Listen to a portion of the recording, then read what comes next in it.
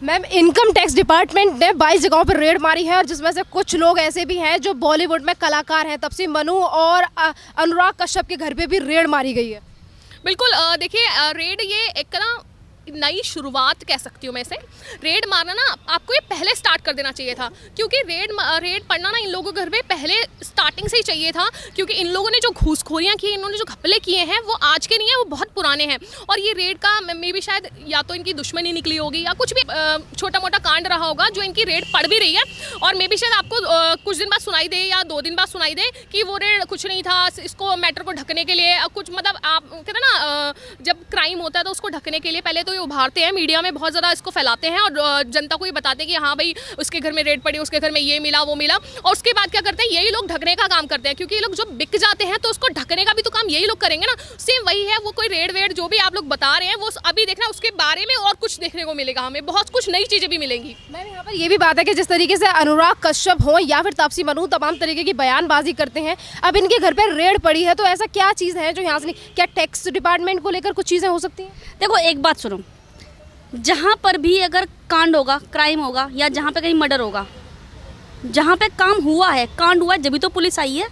ठीक है, अगर शायद वहाँ पे मर्डर नहीं हुआ होता या बलात्कार नहीं हुआ था, कुछ भी नहीं हुआ था, तो पुलिस एवं ही आ जाती। पुलिस के सर पे सींग उपज रहे हैं क्या? नहीं हो रहा ना। तो कुछ ना कुछ तो इन्होंने कांड किया है ना, जो कि इनकम टैक्स डिपार्टमेंट को यहाँ पर रेड मारनी पड़ी है। भाई, इनकम टैक्स डिपार्टमेंट खाली है क्या? या इनकम टैक्स डिपार्टमेंट को सपना आया कि चलो आज तापसी पन्नू के पास जाएंगे, हम सब पार्टी खेलेंगे और चल जाते हैं वहाँ पे? ऐसा तो नहीं हुआ होगा।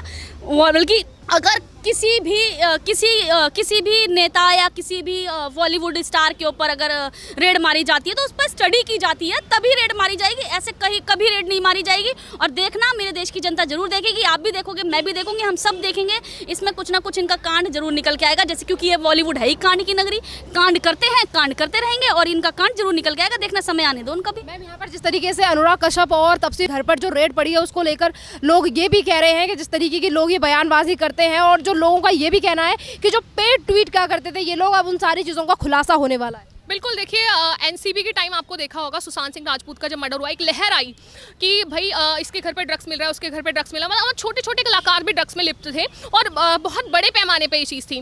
तो उस टाइम पे ये लहर बन चुकी थी कि अब एनसीबी ने यहाँ छापा मारा, वहाँ छापा मारा, अब यहाँ पे दीपिका पादुकोण को पकड़ा, भारती सिंह को पकड़ा, उसके हस्बैंड को पकड़ा। तो वही चीज़ अब ये हो रही है कि तापसी पन्नू को अगर उन्होंने उनके घर पर रेड पड़ी है तो मे भी शायद ज़रूर एक के बाद एक नंबर लगने वाला है, जहाँ पे तापसी पन्नू ही नहीं, ये बहुत सारी, जैसे सौरभ भास्कर, वो सौरभ भास्कर नाम की भास्कर है, उसमें कोई भास्कर वाली चीज़ें नहीं है। ठीक है, सौरभ भास्कर के घर पे भी रेड पड़नी चाहिए। वो एक कहते हैं ना, वो जितने भी सीए के टाइम से जितने भी अपने रिव्यू दे रही है, जितने भी अपने पॉइंट ऑफ व्यू रख रही है, वो सारे बिके हुए, बढ़े चढ़े, और सब कहते हैं ना, उसको स्क्रिप्ट दे दी जाती है कि आपको मिलेगा, बदले में आपको ये बोलना पड़ेगा। तो सेम उसके घर पे भी रेड होनी चाहिए। यहाँ पे बहुत सारे ऐसे कलाकार हैं, तापसी पन्नू ही नहीं, यहाँ पे बहुत सारे उनके साथ के जो और भी कलाकार हैं वो भी इसमें लिप्त हैं। तो एक एक करके इन सबका नंबर लगना चाहिए और इन सबके घर पे रेड मारनी चाहिए, जहाँ पे ऐसी आपको संदिग्ध चीजें मिल सकती हैं जो कि इनके खिलाफ हो सकती हैं और हमारे देश की जनता को देखने को मिल सकती हैं। मैम, तापसी पन्नू और अनुराग कश्यप को लेकर ये भी चीज़ कही जा रही है कि जिस तरीके से आज तक ये बयानबाजी कर रहे थे और कंगना रनावत को लेकर भी इन लोगों की तरफ से तमाम तरीके की चीज़ें कही गई। देखिए, हमारा देश ना कई गुटों में बट गया है। ठीक है, एक गुट तो वो है मोदी की बुराई कर दो, बीजेपी वालों की बुराई कर दो, भक्त बोल दो, बुराइयां कर दो, और दूसरा ग्रुप हो गया चमचा बोल दो, साइकिल वाला बोल दो। तो ये जो ग्रुप बट गया है ना मैम, कहीं ना कहीं बस एक ग्रुप को दूसरे ग्रुप से लड़ना है। क्यों लड़ना है यही नहीं पता। सेम इसमें अनुराग कश्यप हो गए, आपका ये तापसी पन्नू हो गए या सौरभ भास्कर हो गए, ये भी एक ग्रुप में जाके बट गए हैं, जिस ग्रुप का नाम खालिस्तान है। ठीक है, अगर उनके टांग कटेगी, अगर उनको प्रॉब्लम होगी तो वो ग्रुप सक्रिय हो जाएगा भाई, जैसे सीए के टाइम पे हुआ था और आपका ये किसान आंदोलन के टाइम पे हुआ, जैसे एक ग्रुप बन गया है। ठीक है, यहाँ पर क्या हो रहा है, सेम कुछ समुदाय, कुछ जाति के लोग इकट्ठे हो रखे हैं। भाई, मोदी की बुराई कर दो, हमें कहीं ना कहीं पद मिल जाएगा। भक्तों की बुराई कर दो, जो बोलते हैं बीजेपी वालों को, भक्तों की बुराई कर दो, हमें कहीं ना कहीं कोई पद मिल जाएगा। तो अनुराग कश्यप हो गए, चाहे तापसी पन्नू हो गए, चाहे ये आपके कोई भी थर्ड क्लास जो स्टार है, जो मूवियाँ बनाते हैं, इन्हीं की तरह ये भी एक ग्रुप में है। जब इनके कांड होगा ना इनके साथ, तो ये तख्ती लेके आएंगे कि मैं भी सौरभ भास्कर हूँ या मैं भी विजेता हूँ। ठीक है, क्योंकि अगर मैं इनकी गैंग में शामिल हो जाऊंगी, जब तक इनकी गैंग में शामिल नहीं होगे तो आप रोते रहो, बिलखते रहो, किसी से कोई मतलब नहीं, ये कोई देश प्रेमी नहीं है, ये खुद से ही भी प्यार नहीं कर पा रहे, देश से क्या प्यार करेंगे। ठीक है भाई, इनका मुझे तो समझ नहीं आता, इनका जमीर जागता नहीं है। रात में जब कभी सोते होंगे या कभी शीशे के सामने खड़े होते होंगे तो इनको लगता नहीं है कि मैं क्या बोल रहा हूँ, क्या कर रहा हूँ।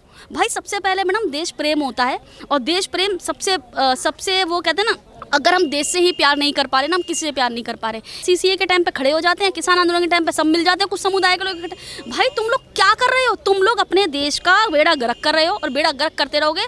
और तुम लोग, कुछ लोग होते हैं ना मेंटल होने के लिए बने हैं और बेड़ा गर्क करने के लिए बने हैं, तो ये बेड़ा गर्क करने के लिए बने हैं, अच्छे लोग करने के लिए। आपने कहा कि कुछ लोग हैं जो ग्रुप में बढ़ चुके हैं, और जैसे कि अभी लोगों के घर पे रेड पड़ी है, अगर कुछ चीज़ें निकल के भी आई तो उसके बावजूद भी स्वरा भास्कर या फिर इनके सपोर्टर जो है वो आकर ये कहेंगे कि ये लोग भाजपा को पसंद नहीं करते तो उनके लिए वोट करते, तो ये उनकी तरफ से चाल चली जा रही है, बीजेपी ने फंसा रही है। आपने उसके टाइम में देखा था, क्या बोलते हैं, जो मुंबई में जब छापा पड़ा था उनका, ईडी का जब छापा पड़ा था तो क्या बोलता उनकी वाइफ ने कि ये तो बीजेपी वालों ने कराया। भाई है ना, उनकी वाइफ ने बोलता है बीजेपी वालों ने कराया, तो ये यही बोलेंगे। हम सबको जैसे कहते हैं ना, अगर दाल है तो दाल चावल के साथ खाई जाएगी, तो ये कुछ भी कांड करेंगे ना, सब कांड किसने किया होगा? बीजेपी वालों ने। आंख बंद करके सोच लेना। जैसे किसान आंदोलन पे लोगों ने बोल दिया बीजेपी वालों ने अपने 4 बंदे बुलाए करे, तो भाई करें हम, कांड करें हम। जब हम पे सजा की बारी आए तो बीजेपी वालों ने कर दिया। भाई साहब तुम ऐसे क्रम ही मत करो, तुम्हें कर्म ही मत करो। तुम पे ईडी का छापा पड़े, तुम पे तुम्हारे घर इनकम टैक्स वाले आए, तुम्हें जेल की हवा खानी पड़े, कांड ही मत करो ऐसा। तुम क्यों ऐसे देश में जाके मिल रहे हो जो खालिस्तानियों से मिले पड़े? क्यों तुम क्या बोलते हैं, तुम जो खालिस्तानियों लोगों का सपोर्ट करते हो, क्यों तुम इस तरह की एक्टिविटी करते हो? तुम बड़े प्रताड़ित हो, तुम बड़े मजबूर लोग हो जिसका तुम्हें शोषण हो रहा है। शोषण तुम्हारा नहीं हो रहा, शोषण तो हम लोगों जैसे लोगों का हो रहा है। चला 70 नंबर लाकर भी अपने ऊंचे पद पे नहीं बैठ पा रहे, यहाँ पे आरक्षण हो जाता है, 40 नंबर आ जाते हैं, 40 नंबर ला के फर्स्ट क्लास में बैठ जाते हैं जाकर। शोषण हम लोगों का हो रहा है, शोषण उन लोगों का नहीं हो रहा। स्वरा भास्कर का शोषण नहीं हो रहा है, एक मूवी साइन करने का इतना पैसा खा रही है, और अनुराग कश्यप जी एक मूवी साइन करने, अपनी बीवियां संभाली नहीं जा रही हैं लोगों से, अपने घर से संभाल जाए, देश को संभालेंगे ये लोग। आपकी तरफ के जिस तरीके से इन लोगों के घर पे रेड पड़ी है, तो जितने भी इनके अनुयायी और समर्थक हैं वो आकर तो सिर्फ एक ही बात कहेंगे कि बीजेपी ने इनकम टैक्स डिपार्टमेंट को इनकर भेजा है क्योंकि वो इस तरीके की बयानबाजी करते थे। इन सारी चीज़ों को ये कोई ना कोई कंट्रोवर्सी से जोड़ने की कोशिश की जाएगी। बिल्कुल, देखिए बीजेपी ना इनके आँख का तारा बन चुकी है, और वो तारा ना एकदम खटकता रहता है। कहते हैं ना कि अगर उसके घर में चोरी हुई है या उसके घर में डाका पड़ा है या उसके कहते हैं ना उसको किसी ने मारा है तो बीजेपी वालों का गुंडा होगा, बीजेपी वाले ने मारा होगा, ये गोदी मीडिया होगी जो ये दिखा रही है। वो सारी इनका जो टैग वर्ड है वो बीजेपी पे आके रुक जाता है, और इनको कुछ मुद्दा नहीं मिलता बोलने के लिए। वो बीजेपी एक टैग हो जाता है कि भाई बीजेपी के बारे में ऐसा बोलना है। विपक्षी पार्टी जितनी भी हैं, आप विपक्ष होके आप बहुत अच्छे कारनामे करते हो, बहुत अच्छी गुंडाई फैलाते हो, और उसके बाद आप कहते हो देश को बचाने का काम हम करेंगे, हमें एक बार सरकार में लाओ, हम देश को बचाएंगे, हम देश को सम्मान दिलाएंगे। आप ही तो देश को बेइज्जती करा रहे हो, आप ही तो देश को कहते हैं ना आप ही तो देश के कहते हैं देश को गुलाम बनाने वाली हरकतें कर रहे हो। आप देश में आतंकवाद फैलाने का काम कर रहे हो, आप देश में जनता को भड़काने का काम कर रहे हो। आप कैसे देश के समर्थक हो सकते हो? आप कैसे देश को इज्जत दिला सकते हो? अगर आपको देश की जनता चुने और आपको बहुमत से लाए तो क्या आप देश को वही इज्जत वही सम्मान दिला पाओगे जो आप विपक्षी होके आप देश को उतना ही गिराने का काम कर रहे थे? तो आप पे ना लानत है। आप जब भी कोई काम करो, जब भी कोई कारनामे करो, विपक्षी पार्टी वही हो जाती है। कहते हैं जब सीए हुआ था, दंगे हुए थे, दिल्ली दंगे हुए थे, कहते हैं जब जनवरी से लेके अभी 2020 खत्म हो चुका है, अभी तक कुछ ना कुछ कारनामे सामने आते ही जा रहे हैं। आप पहले सीए, फिर दंगे, फिर कहते हैं कोरोना आ गया, फिर उसके बाद ये किसान धरना, ये सब हमारे देश इसका इन्हीं उलझनों में सुलझा रहेगा। मतलब इन्हीं उलझनों को सुलझाता रहेगा हमारे देश की बीजेपी, हमारे देश की आर्मी फोर्स, हमारे देश की दिल्ली पुलिस, या ये जितने भी हमारे देश की पुलिस हैं। क्या हमारे देश में यही चीज़ें होती रहेंगी? देश को विकास करने का कोई अधिकार नहीं है, देश को डेवलपमेंट का कोई अधिकार नहीं है? क्या हम नहीं सोचे कि हम बाहर के देशों से कैसे लड़ें? क्या हम नहीं सोचे हम हमारी टेक्नोलॉजी है उसको कैसे विकसित करें? क्या इन्हीं चीज़ों में ये रह जाएगा कि ये बीजेपी ने कांड करा है, अब बीजेपी सत्ता में है तो बीजेपी को गिराओ? अगर कांग्रेस सत्ता में आ गई तो बीजेपी सोचेगी कांग्रेस को गिराओ। अगर आप आ गई तो आप सोचेगी कि आप कैसे आ गए, अच्छा बीजेपी सोचेगी कांग्रेस को गिराए। मतलब आपस में लड़ते रहो, मरते रहो और देश की जनता को पीसते रहो। आपका यही मोटिव है, यही आपस में आप लोग लड़ के मर जाओगे और देश का ना कल्याण आप लोग करके जाओगे। मैम एक लास्ट क्वेश्चन की, जिस तरीके की चीज़ें देखने को मिल रही हैं और तपसी मनु और अनुराग कश्यप के घर पे जो रेड पड़ी है, जो तमाम और कलाकार हैं इन्हीं की कैटेगरी के, इन्हीं के जैसे जिन्हें एक दूसरे की चीज़ें पता होगी। आपने देखा होगा कि जब ईडी ने रेड मारी थी तो कई सारे लोग निकल कर आए थे, एक के बाद एक के घर पे रेड पड़ी थी। अब अगर इनकम टैक्स डिपार्टमेंट मारता है रेड इस तरीके से, तो अगला नंबर किन लोगों का हो सकता है इन्हीं के ग्रुप में से, इन्हीं जैसे लोगों का? भाई देखो, चोर चोर मुसेरे भाई हैं। भाई देखो, स्वरा भास्कर के जो छापा पड़ा है और तापसी पन्नू का छापा पड़ा है, रात में लोगों ने फोन किया होगा ट्रेन घुमा के, अरे मेरे घर छापा पड़ गया है, तू ऐसा कर, उसके पास फ़ोन कर दे अपने दोस्त के पास, कल को उसके घर छापा ना पड़ जाए, वो सारा सामान अपना माल पानी छुपा लीजिए। पहले माल की बात हो रही थी ना, ड्रग्स की, अब यहाँ पे माल की बात हो रही है, पैसों की। भाई इतना कमा रहे हैं, बाहर से पैसा आ रहा है, विदेशों से फंडिंग हो रही है, छापा तो पड़ा नहीं है, कहा नहीं करोगे तो नहीं होगा। अगर शायद इन लोगों ने, कहते ना, अगर इन लोगों ने ऐसा काम नहीं किया होता तो वो लोग से डर नहीं लगता, तो डर तो इन्हें लगेगा ही लगेगा। और जो भी इनकी गैंग है, जो तख्ती गैंग है, वो जरूर सामने आएगी, कैंडल गैंग भी आएगी, और सबके घर छापा पड़ना चाहिए। और कोई ना कोई, बस मेरे देश की सरकार से, मेरे देश की कोर्ट से, मेरे देश के आदरणीय जो भी कोर्ट है जहाँ पे मुकदमा जाएगा, जो जैसा भी है, भाई इनके खिलाफ सख्त से सख्त कार्रवाई करो। अब बहुत हो गया चूहे बिल्ली का खेल, पकड़ते हैं छोड़ देते हैं, पकड़ते हैं छोड़ देते हैं, पकड़ते छोड़ देते हैं, एविडेंस के साथ टैंपरिंग हो जाती है।